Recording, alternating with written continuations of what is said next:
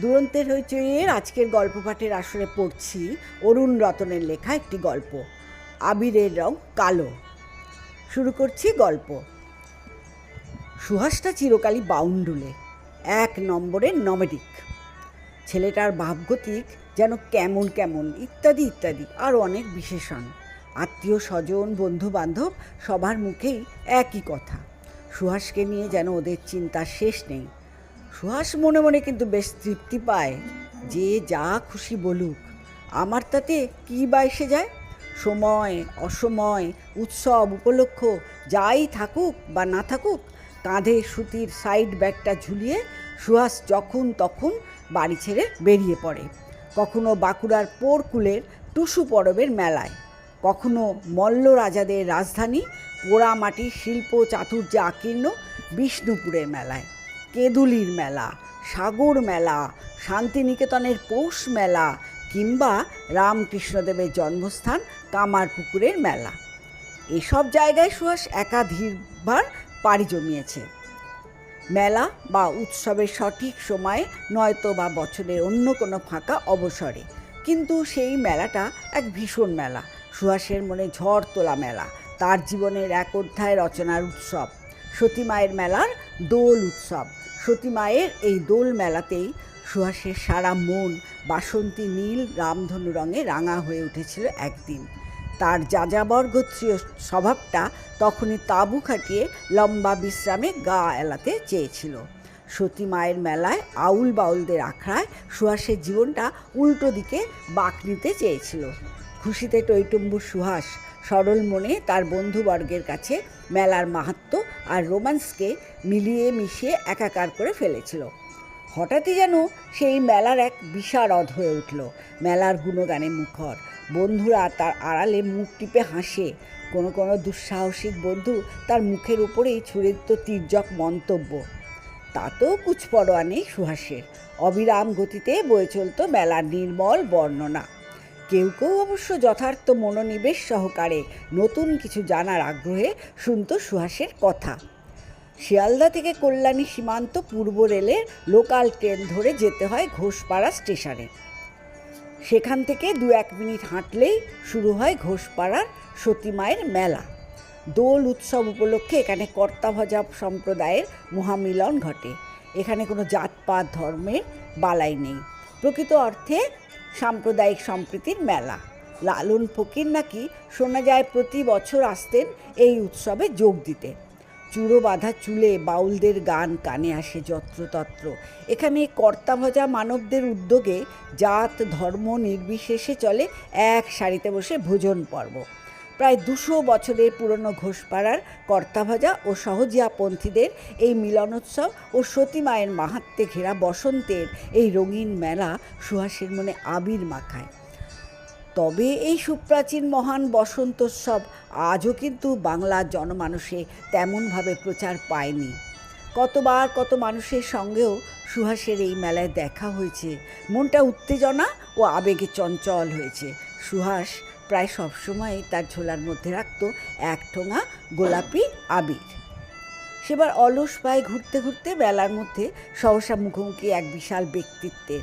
কাঁচা পাকা চুলে দুধ সাদা পাঞ্জাবি ও পাজামা পরা সেই মানুষটির দিকে সে অপলক দৃষ্টিতে তাকিয়ে রইল। প্রখ্যাত সাহিত্যিক নিবারণ গঙ্গোপাধ্যায়। কি দারুণ উপন্যাস লেখেন তিনি! ওর ছোট গল্পগুলো দুর্ধর্ষ। হতচকিত ভাবটা কাটিয়ে উঠে সুহাস ঠোঙা থেকে 1 মুঠো আবির নিয়ে কোলাপুরি চটি শোভিত নিবারণ গঙ্গোপাধ্যায় 2 পা রাঙিয়ে দিল। প্রৌঢ় সাহিত্যিক সুহাসের মাথায় হাত রেখে বললেন, তুমি কে? আমি একজন আপনার ভক্ত, ভীষণ ভালো লাগে আপনার লেখা। তা আমার যখন ভক্ত তখন ফুল মিষ্টি কলা শশাই বা কোথায়? সুহাস মুচকি হাসে। নিবারণ গঙ্গোপাধ্যায় বলেন, আমি আসি, তুমি মেলার আস্বাদ গ্রহণ করো। সাংস্কৃতিক জগতের তো বটেই, জীবনের বিভিন্ন ক্ষেত্রে সুপ্রতিষ্ঠিত সমাজের অনেক মানুষের এই মেলায় বেড়াতে এসে সর্বাঙ্গে আবির মেখে ফিরে যান যে যার বাড়ি। 100 গ্রাম গরম জিলিপির অর্ডার দিয়ে সদ্য রস থেকে তোলা জিলিপির পাহাড়ের দিকে তাকিয়েছিল সুহাস। এমন সময় ভারী কাঁচের চশমা পরা মাঝবয়সী মানুষটাকে দেখে চমকে উঠল। জিলিপির দোকান ছেড়ে দুপা এগিয়ে এসে আগন্তুক ওই ভদ্রলোকের সামনে গিয়ে দাঁড়িয়ে পড়ল সে। হ্যাঁ, যা ভেবেছি ঠিক তাই, উনিই তো সেই পারিজাত ঘোষ। আহা, কি সুন্দর কণ্ঠস্বর, কানে যেন মধু ঝরায়। ওনার আবৃত্তি শুনলে মন প্রাণ যেন অন্য এক জগতে চলে যায়। তার প্রিয় আবৃত্তিকারের সামনে দাঁড়িয়ে সুহাস 7-5 ভাবতে থাকে, ওই পারিজাত ঘোষের নামেই যে কোনো আবৃত্তির আসর হাউসফুল হয়ে ওঠে। অনুষ্ঠানে যখন তিনি আসেন তার সঙ্গে থাকে চেলামুন্ডার দল, অথচ আজ এই মেলার মুখে আবির মেখে কেমন একা একা তিনি ঘুরে বেড়াচ্ছেন। নিবারণ গঙ্গোপাধ্যায়ের মতো উনিও আপন মনে এই মেলার আস্বাদ গ্রহণ করে বেড়াচ্ছেন। কয়েক মুহূর্ত সুহাস এবারেও নিশ্চুপ দাঁড়িয়ে থাকে, তারপর ঝোলায় হাত ঢুকিয়ে এক মুঠো আবির নিয়ে পারিজাত ঘোষের মুখে মাথায় বেশ করে মাখিয়ে দিল। পারিজাতবাবু কোনো প্রতিবাদ না করে একবার শুধু করজোড়ে সুহাসের সামনে ক্ষণিক দাঁড়িয়ে অন্যমনস্ক হয়ে বিদায় নিলেন।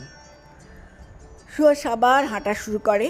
ম্যাজিক শো, মণিহারি দোকান, নাগরদোলা, বটি কাটারির দোকান, বাউল ফকিরদের আখড়া, সতী মায়ের ডালিমতলা, সমস্ত জায়গায় তার 100বার ঘোরা, তবু তার মেলা দেখা শেষ হয় না।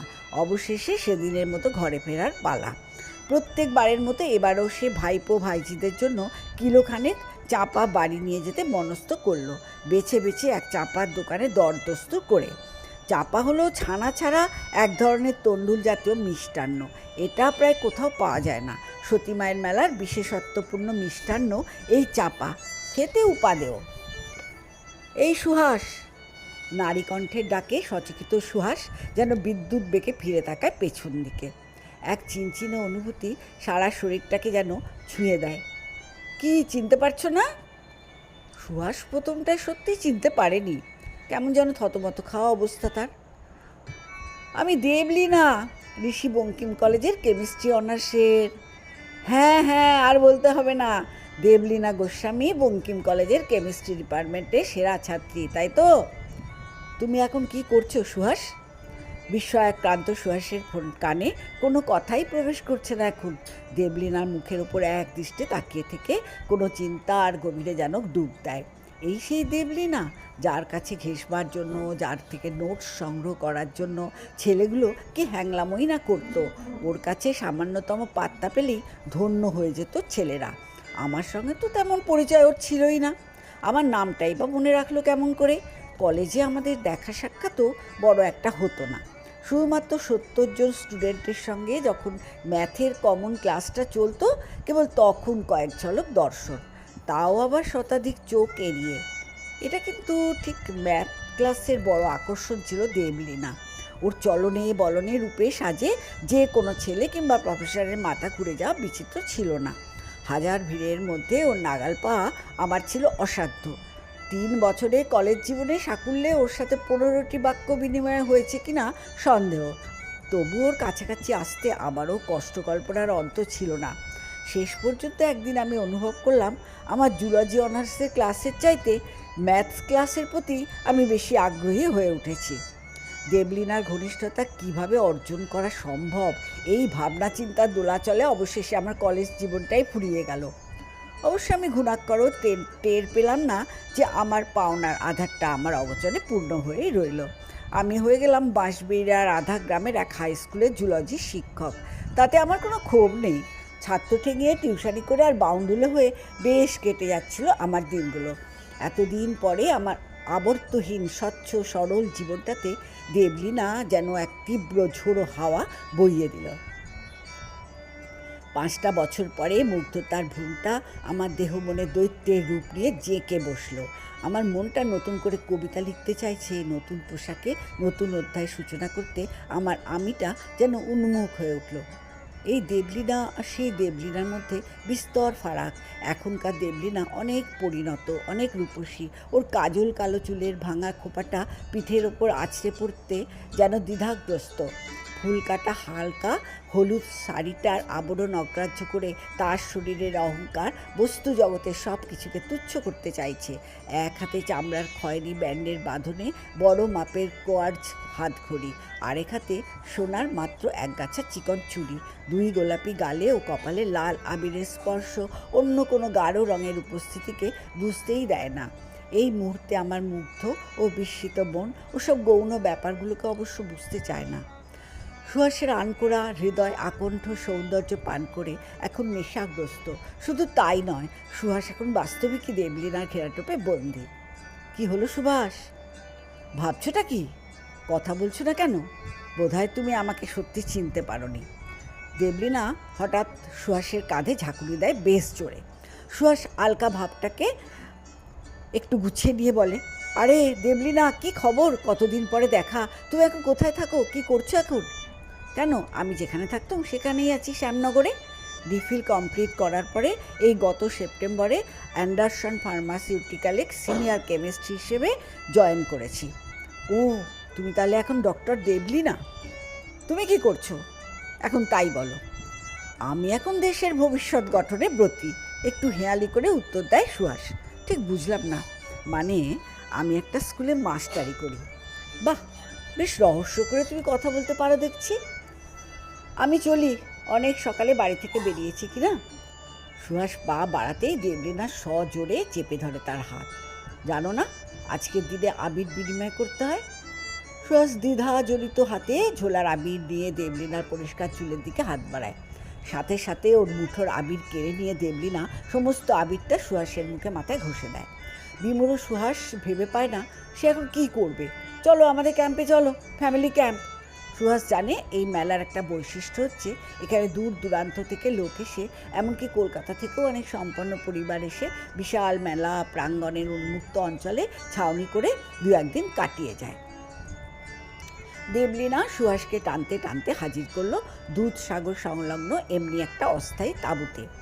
সতীমার মন্দিরে অল্প দূরেই হিমসাগর নামে পুকুর। কথিত আছে এই পুকুরের জলে ভক্তিভরে স্নান করলে সমস্ত ব্যাধি মুক্তি ঘটে।